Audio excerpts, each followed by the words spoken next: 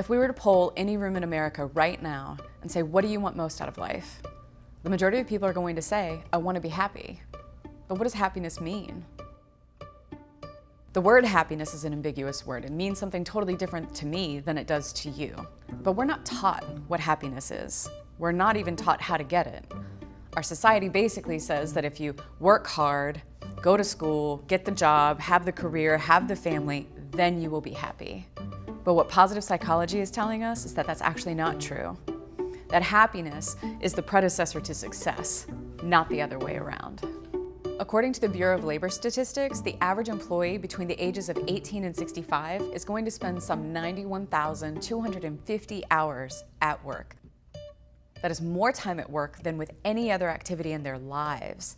And that's only Monday through Friday, 9 to 5. That doesn't include weekend work, overtime, or the fact that our cell phones make work accessible 24 hours a day, 7 days a week. Most of us don't consider happiness at work. We think of happiness as something that happens outside of work, like we're somehow compartmentalized people, that who I am at work is somebody totally different than when I go home. And that's just not true. We're whole people everywhere we go. My name is Kendra Davies, and I'm a positive psychology practitioner and a life coach. Welcome to the Science of Happiness and Employee Wellbeing.